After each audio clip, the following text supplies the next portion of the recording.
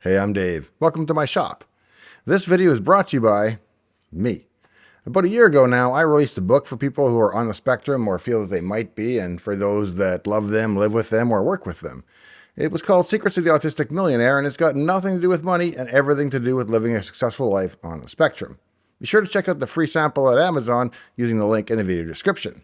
I haven't released much content on the ASD side of things this year, as I've been busy writing a follow-up book intended for people who might have some of the light symptoms of ASD without them rising to the level of a disorder, or what they used to call Asperger's or Asperger's Light or PDD.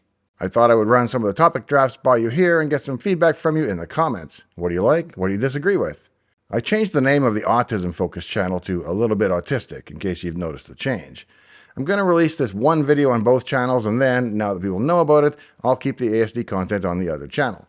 So if you're interested in topics related to ASD, please make sure you subscribe to the channel A Little Bit Autistic. Today's topic is the telephone, something that I struggle a great deal with. It's not like I can't talk on the phone or that I stutter or clam up. I'm just not good at it, I really dislike it, and thought I would take an introspective look at why that is. And here's what I came up with. Hating the telephone. I avoid talking on the telephone. I dislike people calling me, and I'm uncomfortable calling most people. It's not much better when I know the person either. Even speaking to my wife on the phone feels somehow stilted, remote, and disconnected. In an emergency, if it were practical, I would prefer to email 911. Come to think of it, I do pretty much everything by text or email these days, from purchasing my house to having my cars restored to dealing with insurance agents or even buying football tickets. If a phone call needs to be made, I'll often ask my wife to make it for me, and if she cannot or will not, a genuine fear of dread can come over me if it's going to be a complex call. When I was at Microsoft, one of my earliest friends and managers there, Mark TA, made a deal with me. He said that if we were ever talking on the phone and wanted to end the call, we could just say goodbye and do so without any fanfare. It was just easier, he argued, than doing that dance people have to do at the end of most social phone calls. Lucky for me, I was terrible at that dance.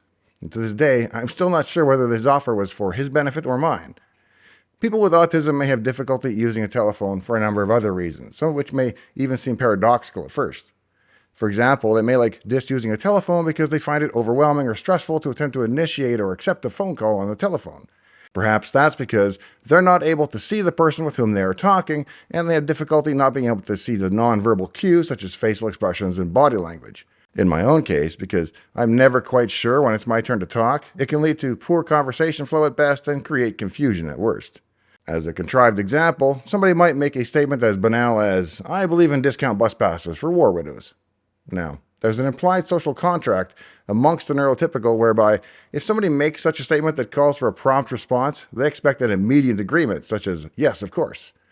If instead I'm still waiting to see if the other person is actually done speaking and that it is indeed my turn to answer, that added delay suddenly seems suspect somehow. Maybe I'm secretly against such discounts for all they know.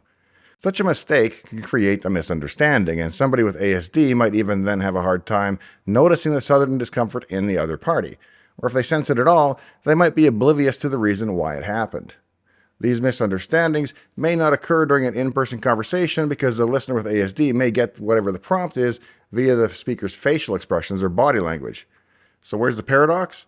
Well, it lies in the fact that the very people who have the most trouble reading out-of-band social communication channels, such as facial expressions and body language, seem to be at an even greater disadvantage without those very clues.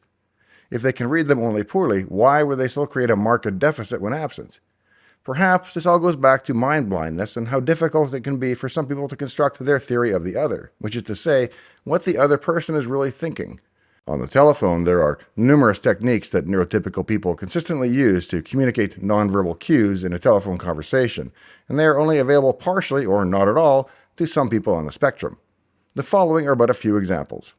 Tone of voice. The speaker's tone of voice can convey a wide range of emotions such as happiness, sadness, anger, and excitement. Many other nuances such as sarcasm are conveyed this way as well. Pitch.